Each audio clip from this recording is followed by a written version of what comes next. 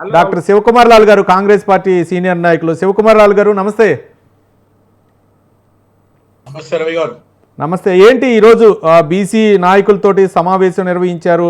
ఈ బీసీ కులగణన ఏవైతే ఉన్నాయో మొత్తానికి కాంగ్రెస్ పార్టీ ప్రతిష్టాత్మకంగా తీసుకున్నటువంటి కాంగ్రెస్ ప్రభుత్వం ఈ కులగణని ప్రజల్లోకి తీసుకువెళ్ళాలి. అందరూ కూడా మౌనంగా ఉంటున్నారు. మౌనంగా ఉంటే కుదరదు, ప్రజల్లోకి తీసుకువెళ్ళాలా. స్థానిక సంస్థల ఎన్నికలు వచ్చే లోపలనే దీనికి ఒక చట్టబద్ధత తెచ్చే అవకాశం ఉందా, లేకపోతే రాహుల్ గాంధీ మాట ఇచ్చారు కాబట్టి కులగణన జరపాలని కాంగ్రెస్ పార్టీ తీసుకుందా?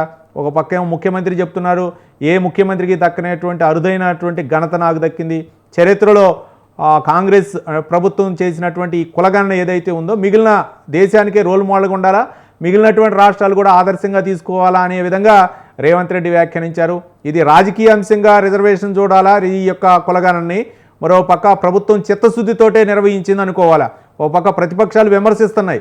ఆ విమర్శలకు ఏ విధంగా మీరు సమాధానం చెప్తారు శివకుమార్ లాల్ గారు?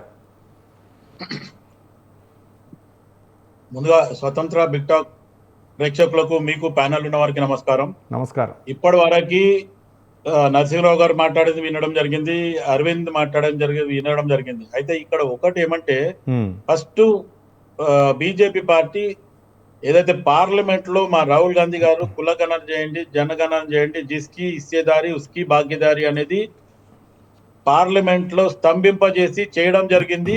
బీజేపీ వాళ్ళు దాంట్లో నోరు మెదపలేదు. ఒకటి. రెండోది, ఇటు ఆలోచిస్తే బండి సంజయ్ వచ్చి వ్యాఖ్యలు చేస్తాడు, మొత్తానికి ఈ కులగణనలా తప్పడు తడక. మీరు తప్పడు తడక కాదు, పార్లమెంట్ లో మీరు బిల్ పెట్టండి, ఎందుకు పెడతలేరు? అక్కడ మీరు మాట్లాడడానికి చేత కాదు. ఈ రోజు బీజేపీ ఒక్క ఎంపీ లైన్ నుంచి 8 ఎంపీలు అయినరు, ఒక్క ఎమ్మెల్యే నుంచి 8 ఎమ్మెల్యేల వరకు వచ్చిండ్రు. ఈ రోజు మీ ఉన్న పార్టీలనే తెలంగాణలో సరిగా చూసుకోవడానికి లేదు బీజేపీ పార్టీకి. ఈ రోజు కులగణన గురించి వీళ్ళు పెద్దగా మాట్లాడుతున్నారు. పార్లమెంట్ లో బిల్ పెట్టమని చెప్పండి, బండి సంజయ్ గారు అయినా సరే, కిషన్ రెడ్డి గారు అయినా సరే. ఇప్పుడు అరవింద్ మాటకు ఆలోచిస్తే తప్పుల తడక అంటాడు, లేకపోతే మొత్తం అన్ని సంవత్సర కాలం నుంచి అన్ని అబద్ధాలు మాట్లాడుతున్నారు. మీ ముఖ్యమంత్రి, మీరు, మీ పార్టీ అబద్ధాలతోనే పుట్టింది. ఈ రోజు తెలంగాణలో సమాన వర్గాలు ఒకవేళ ఉద్యమంలో పనిచేయకపోవడానికి బిల్లు పెట్టిన రోజే పార్లమెంట్ లో లేడు. ఒక విజయశాంతి తప్ప, మా కాంగ్రెస్ ఎంపీ తప్ప కేసీఆర్ లేడు. అప్పటి నుంచి తప్పుల తడక వాళ్ళది, అబద్ధాల కోర్లు వాళ్ళు, మోసం చేసింది తెలంగాణ ప్రజలని, 29వ రాష్ట్రాన్ని ముంచుక తిన్నది వాళ్ళు. అది మర్చిపోయి మొత్తం కాంగ్రెస్ పార్టీ చేసింది. కాంగ్రెస్ పార్టీ ఈ 14 నెలలల్లా ఈ రోజు ప్రజలకు ఏమైతే హామీలు ఇచ్చారో ఆల్మోస్ట్ వాళ్ళు అన్ని పూర్తి చేసుకుంటూ వస్తున్నారు. ఈ రోజు కులగణన కానీ, ఎస్సీ వర్గీకరణ కానీ, ఈ రోజు దేశంలోనే సుప్రీంకోర్టు ఇచ్చిన నిర్ణయం ప్రకారము మా రాహుల్ గాంధీ గారు బీసీ కులగణన చేయనే ఒక నినాదంకి మేము పెట్టిన మేనిఫెస్టోలో, డిక్లరేషన్ లా ఈ రోజు ఖచ్చితంగా అది చేయడం జరిగింది. దాంట్లో ఏమన్నా మార్పులు చేర్పులు ఉన్నాయి, తక్కువైందంటే బీసీ సంఘాలను పిలిచి, బీసీ నాయకులను పిలిచి, అఖిల పక్షంని పిలిచి మాట్లాడి ఏం చేద్దాం అనేది కూడా అడగడం జరిగింది. గతంలో కేసీఆర్ ని కూడా డైరెక్ట్ ఓపెన్ గా చెప్పడం జరిగింది, నువ్వు 10 సంవత్సరాల ముఖ్యమంత్రిగా పనిచేసినావు, రెండోది ఉద్యమకారుల, నేను ఉద్యమ రథసారథి, నేను సావు నోట్ల తలకాయ పెట్టిన వచ్చినోని కదా, నీ అనుభవం మాకు చెప్పని పిలవడం జరిగింది. రైట్. ఈ ఏడాది 14 నెలల నుంచి బయటికి రాకుండా ఇప్పుడు వచ్చి నేను వస్తా, నేను కొడితే దెబ్బ సాలరీ తగ్గుతా అంటే ఎవరికి తగ్గుతుంది? ప్రజలు ఆల్రెడీ నేను దెబ్బ కొట్టిర్రు.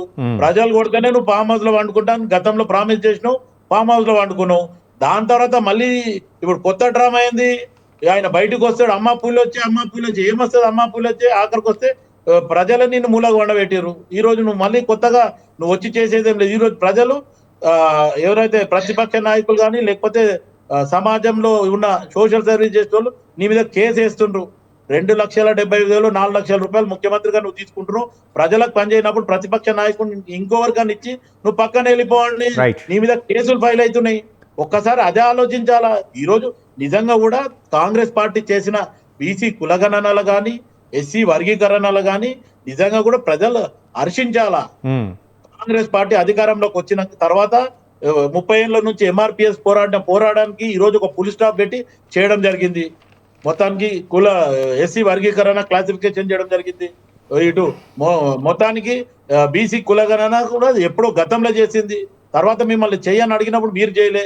బీజేపీలో అసలు మాకు పట్టింపే లేదంటారు. ఇప్పుడు చేసిన తర్వాత వీళ్ళు మాట్లాడి అది బాగాలేదు ఇది బాగా సూచన సలహాలు ఇవ్వండి అబ్బా మీరు రండి సెక్రటరియట్ కి రండి లేకపోతే మంత్రివర్గంలో కూర్చోండి మామూలుగా అఖిల పక్షం పిలిచినప్పుడు రండి సూచన సలహా రైట్ శివకుమార్ లాల్ గారు మొత్తానికి కాంగ్రెస్ ప్రభుత్వం అయితే బీసీ పక్షపాత అంటారు బీసీ జనాభా లెక్కలకు అవసరమైతే కులగణనకు కట్టుబడి ఉందని చెప్తారు నేనేమంటున్నా బండి సంజయ్ గారు చేసిన నిన్న వ్యాఖ్యలు కానీ లేకపోతే కిషన్ రెడ్డి మాట్లాడేది కూడా వాళ్లకు దమ్ము ధైర్యం అనేది ఉంటే వాళ్ళకు బీసీల ఏమన్నా చేసే ఆలోచన ఉంటే ఇక్కడ సూచన సలహాలు కరెక్ట్ ఇవ్వమనండి లేదు కాదంటే పార్లమెంట్ లో వాళ్ళు ప్రధానమంత్రికి చెప్పి అమిత్ షాకి చెప్పి బిల్లు పెట్టియమనండి చెప్పండి అది చేత కాదు ఈ రోజు చేసేటోళ్ళకి వాతలు పెట్టే అలవాటు వీళ్ళకి బాగా ఉంది ఇదిగా టీఆర్ఎస్ బీఆర్ఎస్ వాళ్ళకైతే అసలు అదువాపు లేదు అందరూ ఒకటే స్కూల్లో చదువుకుంటారు మొత్తానికి నోరు తెరిస్తే అబద్ధాలు చూద్దాం మొత్తానికి దళితులకు 3 ఎకరాలు ఇస్తున్నారు ఇచ్చిన 10 సంవత్సరాలలో